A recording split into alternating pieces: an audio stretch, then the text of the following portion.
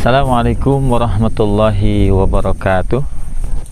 Alhamdulillahirabbil alamin. Alhamdulillahilladzi arsala rasulahu bil huda wa dinil haq liyudhhirahu 'alad dini kulli wa kafa billahi syahida.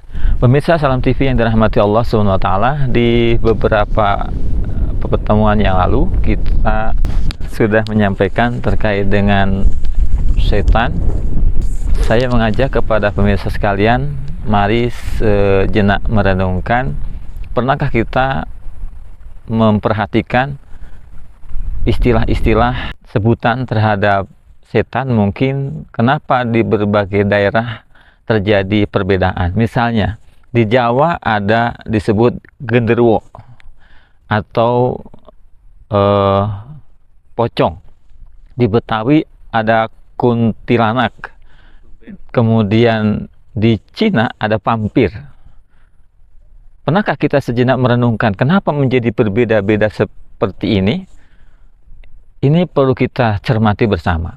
Jangan-jangan ini hanya sebuah strategi supaya kita mengalihkan perhatian kepada sesungguhnya daripada setan yang sebenarnya. Secara umum kemarin kita sudah membahas apa hakikat setan, bahwa setan sesungguhnya adalah sebuah sifat, sikap, sifat yang melahirkan sikap dari diri seseorang maupun jin, yang dia kemudian membangkang, menentang, menyelisihi perintah Allah Subhanahu wa taala. Ketika itu teraplikasi pada diri seseorang ataupun pada jin itu sendiri, maka dia akan kemudian disebut syaitan. Maka setan di sini ada dari golongan jin dan juga manusia. Pemirsa Salam TV yang dirahmati Allah Subhanahu wa taala. Lalu kenapa ada sebuah tadi jenis-jenis penampakan mungkin yang berbeda? Maka di sini kita bisa memahami bahwa sesungguhnya skenario setan yang pertama adalah membangkitkan rasa takut pada manusia. Oleh karena itu dia akan membuat propaganda sedemikian rupa supaya manusia-manusia menjadi orang-orang yang penakut. Karena rasa takut inilah skenario pertama, sehingga seorang kemudian kehilangan keberaniannya, kehilangan potensi-potensinya sendiri, dan dia mudah dikondisikan. Di Jawa disebut dengan tadi istilah-istilah yang ada di Jawa, misalkan dengan genderuwo. Kenapa? Karena sosok yang dibangun opininya menakutkan adalah genderuwo. Dan juga di Jawa Barat, di Betawi misalnya, tadi ada kuntilanak, atau di luar negeri sana ada vampir dan lain sebagainya. Berarti di sini sesungguhnya bahwa itu hanya bentukan cara berpikir manusia. Maka di sini mari kita renungkan bersama, sesungguhnya apa program besar setan dan apa manifestasi dari setan itu sendiri, sehingga kita bisa utuh memahaminya dan kita tidak terjebak pada parsialitas. Kita coba baca yang lebih besar lagi. Kalau kita mengacu kepada surat 6 ayat 112, bahwa setan yang dalam hal ini kita sudah sama-sama paham, personifikasi setan yang dimaksud di sini adalah iblis laknatullah alaih, yang sampai hari ini masih ada keberadaannya. Itu artinya berarti iblis akan berupaya sedemikian rupa akan mewujudkan eksistensinya, bersekutu dengan manusia dengan berbagai macam caranya, ya, untuk bisa melanggengkan visi misinya agar dia menemukan teman sebanyak-banyaknya di neraka kelak sana. Maka pemirsa Salam TV yang dirahmati Allah Subhanahu wa taala, lalu apa yang kemudian menjadi upaya iblis dalam mengelabui umat manusia? Sesungguhnya Allah Subhanahu wa taala sudah memberikan gambaran kepada kita bahwa mereka ada langkah-langkah, ada sebuah proses. Itu artinya ketika bicara langkah berarti bicara sebuah upaya yang sistematis. Allah memberikan penawar kepada kita di dalam surat Al-Baqarah misalnya, yang sudah sama-sama kita hafalkan barangkali, di ayat ke-208-nya. A'udzubillahi minasyaitonirrajim. Ya ayyuhalladzina amanu dkhulu fis silmi kafah wa la tattabi'u khutuwatis syaitan innahu lakum aduwwum mubin. Ya ayyuhalladzina amanu, wahai orang-orang yang beriman, masuklah kamu ke dalam Islam secara kafah, secara totalitas, dan jangan ikuti langkah-langkah setan. Sesungguhnya setan adalah musuh yang nyata bagimu. Itu artinya dapat kita pahami bersama bahwa setan dalam menggoda manusia, menggelincirkan manusia, itu ada step-stepnya, ada langkah-langkahnya. Dari sini tersirat makna bahwa setan pun membuat pola, membuat sistem, sehingga dia senantiasa memberikan ide-ide gagasannya yang kemudian distribusikan melalui sistem tersebut. Jika kita bicara sistem, maka ini akan lebih komplit dan lebih utuh di dalam memahami setan itu sendiri. Termasuk bagian di dalamnya adalah tadi membuat opini-opini sehingga setan itu kemudian mengkerdil hanya sebuah sosok-sosok yang penampakan demikian. Justru yang terkamuflase dalam bentuk yang lainnya tidak tersadari masuk meringsek dalam kehidupan kita. Sebagaimana ketika kita bicara sistem, dan sistem itu sendiri ternyata bisa jadi menjadi langkah-langkah setan di dalam membuat jebakan kepada manusia sehingga manusia masuk kepada perangkap tersebut. Ketika bicara sosok personal tadi vampir, genderuwo, maka ini sekupnya tidak sehebat ketika setan itu membuat sistem itu sendiri. Bahkan dunia ini pun bisa menjadi sarana setan untuk menjebak manusia masuk kepada kubangan jebakannya. Apa sesungguhnya yang kemudian kita perhatikan bersama, untuk kita renungkan bersama dalam hal ini, sehingga kita mudah-mudahan tidak menjadi bagian orang-orang yang terjebak di dalam jebakan setan tersebut. Tadi kita di awal menyampaikan bahwa setan adalah yang akan menggelincirkan, yang akan menjauhkan manusia dari keterikatan, dari ajaran Allah Subhanahu wa Ta'ala, dari ajaran Islam. Maka apapun bentuknya, ketika itu menggelincirkan manusia dari jalan Allah, jalan kebenaran, maka sesungguhnya itu perangkap setan.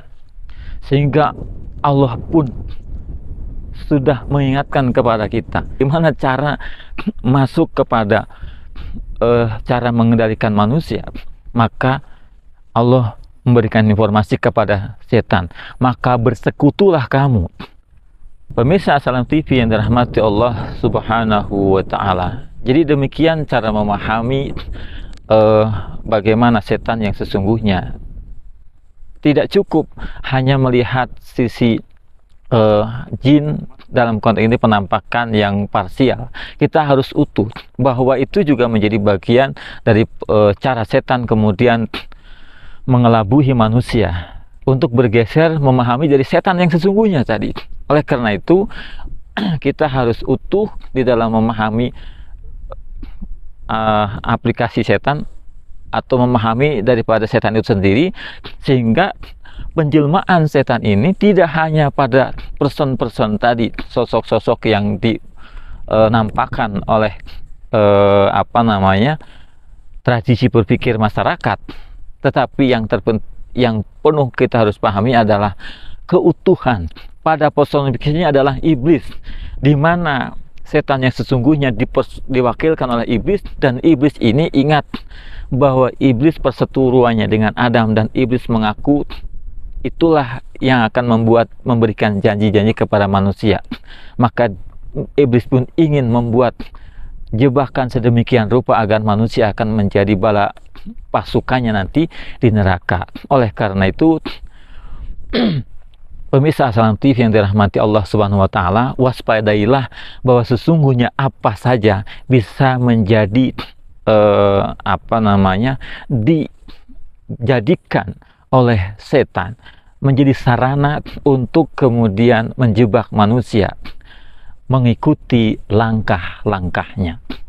Apapun itu, baik itu hartanya, baik itu anaknya, pasangannya, kemudian ilmunya, maupun prestasi dunianya, sesungguhnya sadari bahwa itu bisa menjadi kendaraan setan untuk menggiring kita menjadi teman-temannya kelak di yaumil kiamat. Oleh karena itu yang terpenting dari sini, maka kembali kepada ayat yang pertama kita bacakan. Bagaimana agar kita bisa mendeteksi pengaruh-pengaruh setan tersebut? Maka ukurannya adalah bagaimana kita melaksanakan Islam secara utuh. Karena keutuhan ini adalah implementasi dari keutuhan akidah tauhid itu sendiri. Tauhid mengajak kepada keutuhan Islam, dan keutuhan Islam inilah implementasi daripada keberadaan eksistensi Allah Subhanahu wa Ta'ala. Ketika Islam terjadi parsialitas atau terjadi parsialitas dalam Islam, maka itulah yang menjadi kendaraan setan untuk mengelabui manusia, sehingga umat Islam ini tidak bisa memahami secara utuh bahwa sesungguhnya Islam adalah sebuah sistem kehidupan yang mengatur dari seluruh aspek kehidupan, sehingga ini bisa dirasakan bagaimana pelindungannya, bagaimana kemudian seorang yang beriman merasakan ini loh wilayah hal-hal yang menjadi terselubung di dalamnya ada pengaruh syaitan. Maka sistem itulah yang akan kemudian membentenginya. Maka disinilah untuk kemudian kita bisa merasakan hal itu, bagaimana pengaruh besar dalam hal ini jebakan-jebakan setan tersebut, maka hanya dengan memahami Islam secara utuh, sehingga nanti tatkala kita punya ilmu, punya harta, punya keluarga, punya pasangan, punya anak, dan seluruhnya semua harus terhubung dengan agenda Allah yang teraplikasi dalam perwujudannya, yakni dalam ad-dinul Islam, sehingga tidak disorientasi. Sesungguhnya Islam adalah perwujudan eksistensi Allah, maka kita diciptakan oleh Allah hanya dan untuk itu, sehingga siapapun dia ketika sudah memahami eksistensi Islam, maka dia bisa berperan, sekalipun mungkin terbatas ilmunya, sekalipun dia terbatas hartanya, bahkan kedudukannya, tidak ada masalah. Tapi yang terpenting dia memahami keutuhan Islam, maka dia punya peran. Sehingga Islam bukan, atau kewajiban menjalankan Islam misalnya berdakwah, maka berdakwah itu bukan monopoli para ustadz. Siapapun dia harus punya kebanggaan terhadap Islam itu sendiri, dan untuk kemudian mendistribusikan, mendakwahkannya kepada orang lain. Inilah yang menjadi PR kita, bagaimana secara utuh memahami eksistensi setan, sehingga kita tidak terkena perangkap atau jebakan tersebut, dan kita bisa menghindarinya, yakni dengan menjalankan Islam secara utuh. Pemirsa Islam TV yang dirahmati Allah Subhanahu wa Ta'ala, mudah-mudahan kita bisa dimampukan oleh Allah untuk memahami eksistensi setan dengan seluruh ide dan gagasannya yang diwujudkan dalam sebuah sistem, sehingga kita bisa menghindarinya, yakni dengan kita belajar Islam secara utuh, sehingga bisa merasakan eksistensi Allah dalam kehidupan kita, yakni terwujudnya nilai-nilai Islam secara utuh dalam kehidupan kita. Nastaqullah li wa lakum. Assalamualaikum warahmatullahi wabarakatuh.